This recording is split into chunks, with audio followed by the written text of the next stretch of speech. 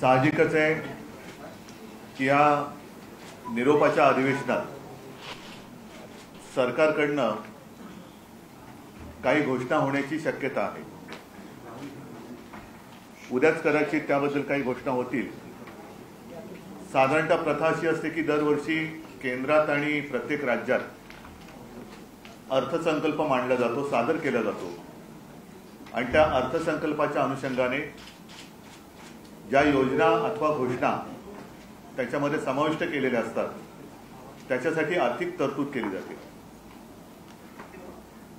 अर्थसंकल्प एका बाजूला म्हटल्यानंतर उद्याचा जो काही घोषणांचा पाऊस पडेल हा गाजर संकल्प असणार आहे,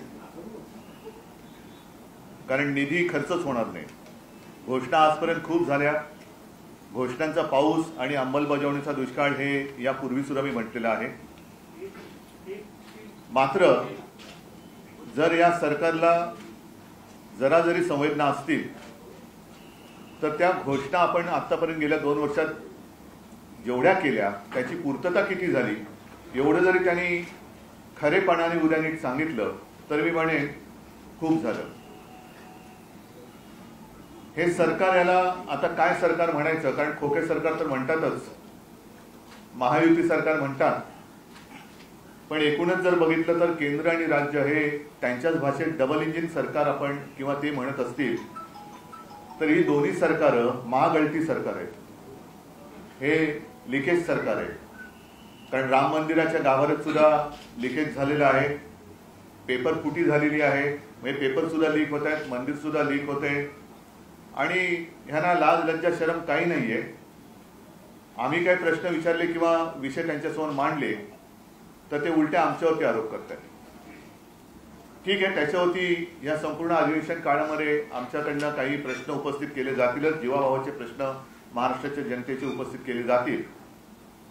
मात्र एकूण आत्ताची जी काही परिस्थिती आहे आपल्याच माध्यमातून आम्हालाही कळते, संपूर्ण राज्याला कळते आणि राज्यातले शेतकरी ही परिस्थिती प्रत्यक्ष भोगतायत। ज्या काही बातम्या येत आहेत की आता गेल्या आठवड्यात टाइम्स ऑफ इंडियामध्ये आलेली बातमी आहे, त्याच्यात त्यांनी म्हटलंय की साधारणतः सरासरी जर का आपण बघितलं तर रोज एक शेतकरी फक्त अमरावती जिल्ह्यामध्ये आत्महत्या करतोय।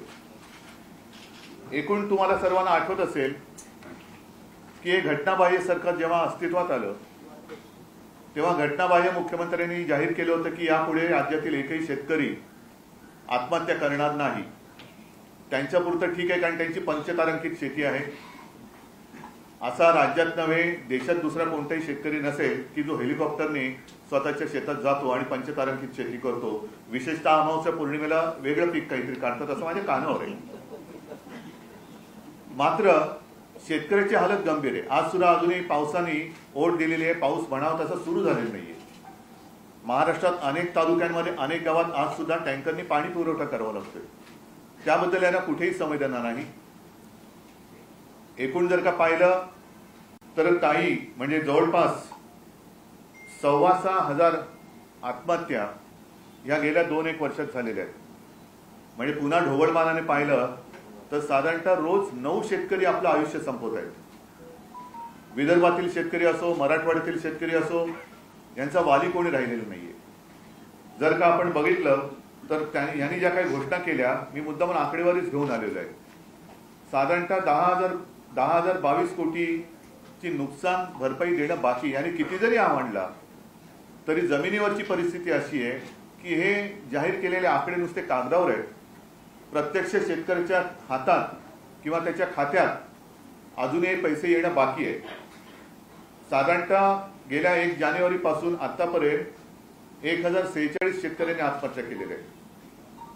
ही एकूण जर का परिस्थिती पाहिली, पीक विम्याचे पैसे नीट मिळत नाहीयेत। आजच मला माहिती मिळाली, नाही ते दुसरं तुम्ही दिलं ना 1 रुपयात पीक विमा, नाही ते द्या ना खालचं, हा 1 रुपयात पीक विम्याची घोषणा केली होती, पण शेतकऱ्याच्या खात्यात केवळ 70 रुपये काही ठिकाणी जमा झालेले आहेत। अशी म्हणजे सगळे चित्र विचित्र ह्या गोष्टी चाललेल्या आहेत। म्हणून मला आमची मुख्य मागणी उद्याच्या अधिवेशनात ही राहणार आहे की तुमचं आता डबल इंजिन सरकार आलेलं आहे, त्यांच्या सुदैवाने शेपटावरती निभावलं आणि कसे बस एनडीएचं सरकार हे दुर्दैवाने आपल्या देशात परत आलेलं आहे. त्यांच्या लेखी असलेली महाशक्ती पुन्हा एकदा तिकडे विराजमान झालेली आहे.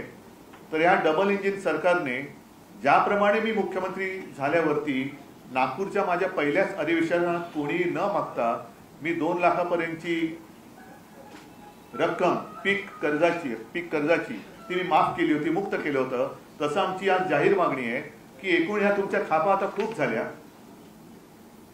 नुसत्या घोषणा सुद्धा आता खूप झाल्या, अजूनही 3-3.5 महिने निवडणुकांना आहे, तर तात्काळ शेतकऱ्यांची कर्जमुक्ती जाहीर करून निवडणुकीच्या आत तुम्ही ती अंमलबजावणी करा. कारण नाहीतर आपल्याला हेही माहिती आहे, आम्ही ज्या वेळेला देवेंद्र फडणवीस यांच्यासोबत सरकारमध्ये होतो त्यावेळेला त्यांनी सुद्धा एक कर्जमुक्तीची घोषणा केली होती, जी अद्याप चालू आहे, पूर्णच झाली नाही. आम्ही जी केली होती ती योजना कर्जमुक्तीची तर पूर्ण केलीच.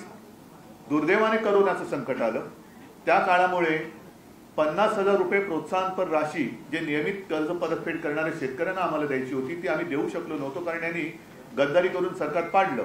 पण ती रक्कम याने अडवून ठेवलेली आहे. तर नुसत्या घोषणा करू नका.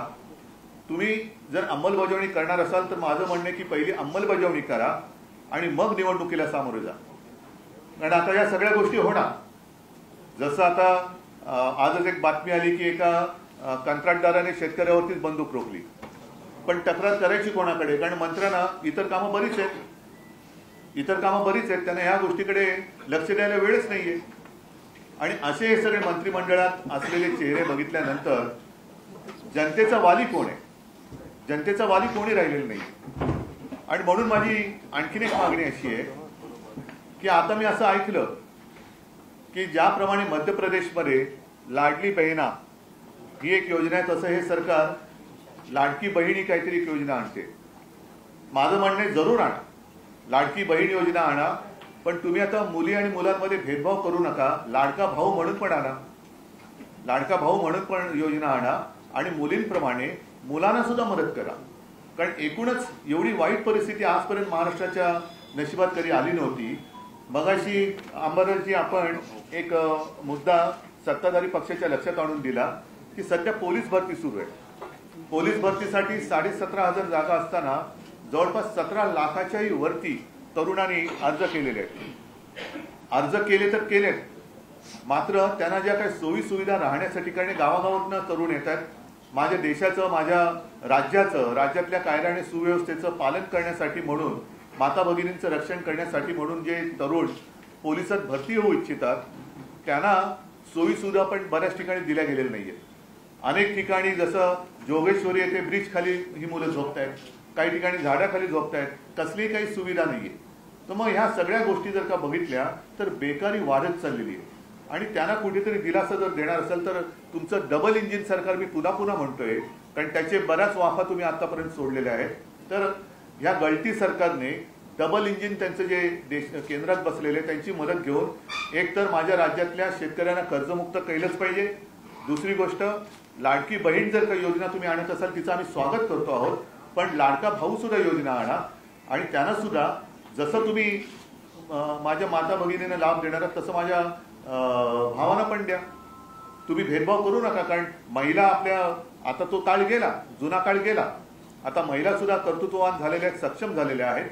आणि त्या सुद्धा जसे करता पुरुष असतो तशा अनेक घरात करती महिला सुद्धा असते. तर महिला आणि पुरुषांमध्ये भेदभाव न करता या योजना दोघांसाठी तुम्ही आणा. अशा अनेक काही गोष्टी आहेत. आतापर्यंत मुलींच्या मोफत शिक्षणाबद्दल जे काही आश्वासन दिलं होतं चंद्रकांत दादांनी, आज मला चॉकलेट देऊन गेले ते, तशीच ते योजनेचं चॉकलेट त्यांनी दिलं होतं जे पोकळ ठरलं. हे आता योजनेची चॉकलेट देऊ नका, कारण लोकांची सहनशक्ती आता जवळपास संपलेली आहे. कालच्या लोकसभेच्या निकालातून त्यांना जरी कळलं नसेल तरी आम्हाला कळलेलं आहे. जनता आता भोळी राहिलेली नाहीये की कोणी यावं आणि गाजर दाखवून आपलं काम करून घ्यायचं. तर ह्या गोष्टी आता जुन्या झालेल्या आहेत. तर ही योजना आणणार असाल तर त्याची अंमलबजावणी, उद्या जर का काही घोषणा करणार असाल, जर कर्जमुक्ती करणार असाल, लाडका बहीण लाडकी, लाडकी बहीण लाडका भाऊ, दुसरं लाडकी बहीण आणि लाडका भाऊ ही योजना आणल्यानंतर कृपा करून त्याची अंमलबजावणी सुधीर मुनगंटीवारांकडे देऊ नका. कारण त्यांचं चंद्रपूरमधलं जे काही भयानक हिणकस भाषण होतं ते ऐकल्यानंतर अंगावरती असा शहारा येतो की असे मंत्री आपल्या राज्यात मंत्रिपदावर राहू शकतात. माता भगिनींना शिवीगाळ करणारे मंत्री मंत्रिमंडळात राहू शकतात. माता भगिनींवरती अत्याचार करणाऱ्याचे आरोप ज्यांच्यावर आहेत असे सुद्धा मंत्री राहू शकतात. तर अशा मंत्र्यांकडे त्याची आणि आता 2-3च महिने राहिलेत म्हणा, पण अशा व्यक्तींकडे याची अंमलबजावणीची जबाबदारी देऊ नका, हीच एक माझं सांगणं आहे. दुसऱ्या बऱ्याच गोष्टी आहेत त्या मी तुमच्या प्रश्नाच्या उत्तरामध्ये येतील त्याच्याप्रमाणे सांगेन. उद्धव साहेबांचा उल्लेख केला, तुम्ही पेपर मिळतीचा उल्लेख केला, पण देवेंद्र फडणवीस असा आरोप केला की उद्धव ठाकरेंचं सरकार असताना त्यांच्याच काळ जास्त पेपर मिळते. ते जे नरेटिव्ह हा शब्द आणल्याने तो हाच नरेटिव्ह आहे. एक तर तुम्हाला सगळ्यांना कल्पना आहे की माझ्या काळामध्ये करोना होता. एकाच बाबतीमध्ये जेव्हा आम्हाला पेपर फुटीची शंका आली तेव्हा ते आम्ही ताबडतोब ऑनलाईनचा तो विषय होता, आम्ही रद्द करून परत परीक्षा घेतली होती. पण त्यानंतर परीक्षा कोणत्या झाल्या की ज्याच्यात पेपर फुटले, तर हे खोटं नरेटिव्ह म्हणतात ते यालाच म्हणतात. देवेंद्र फडणवीस यांच्यासोबत केलेला लिफ्टमधला प्रवास आगामी काळामध्ये राज्याच्या राजकारणात आता लिफ्टमध्ये मी आणि देवेंद्र फडणवीस एकत्र होतो. अनेकांना असं वाटलं असेल ते गाणं आहे ना, नाना करते प्यार, म्हणजे यांचा पाटोळींशी काही संबंध नाही. नाना करते प्यार म्हणून तुम्हीच हे कर बैठे असं काही नाहीये. ती एक योगायोगाने झालेली अनौपचारिक भेट होती. आणि म्हटलं तर असं म्हणा, मगाशी कुठे दिनेश बोलले की भिंतीला कान असतात आणि लिफ्टच्या भिंतीला कान नसतात. त्याच्यामुळे तुम्ही एक चांगली सजेशन केली की यापुढे आमच्या गुप्त बैठका आम्ही लिफ्टमध्येच करू. उद्धवजी, पुणे विद्येचं माहेरघर आहे, मात्र गेल्या काही दिवसांमध्ये ड्रग्सचं प्रमाण एवढं वाढलं आहे, पुण्यामध्ये असेल किंवा नाशिकमध्ये असेल, यावर कोणतेही उपाय केले जात नाहीये. पूर्ण राज्यातून मुलं ही शिकण्यासाठी फक्त पुण्यात येतात आणि खूप चुकीच्या पद्धतीने हे जात आहे, कारण का पब आणि ड्रग्स ही संस्कृती आता पुण्यात सुरू झाली आहे. ह्याच्या मुळापाशी जावं लागेल आणि तोही मुद्दा अधिवेशनात आम्ही जोरात उठवणार आहोत. पुण्यामध्ये त्याबद्दल आंदोलन तर आम्ही करतोच आहोत, परंतु सरकार एका सत्तेच्या नशेच्या धुंदीत आहे. त्या धुंदीतनं त्यांना खाली आणावं लागेल, कारण महाराष्ट्र पूर्ण नासवण्याचं काम होतं. हे ड्रग्ज येतात कुठून? मध्ये मध्ये ज्या बातम्या येतात त्या कुठल्या तरी गुजरातच्या एकाच पोर्टवरती हे ड्रग्ज सापडले जातात. माझ्या कानावर असं आलंय, त्याची सत्यता अजून पटवून घ्यायची की मध्ये एखादी कुठली तरी कन्साइनमेंट पकडल्यासारखं दाखवत, पण इतर वेळेला हा कारभार मोकाट असतो. तर हे ड्रग्ज येत आहेत कुठून?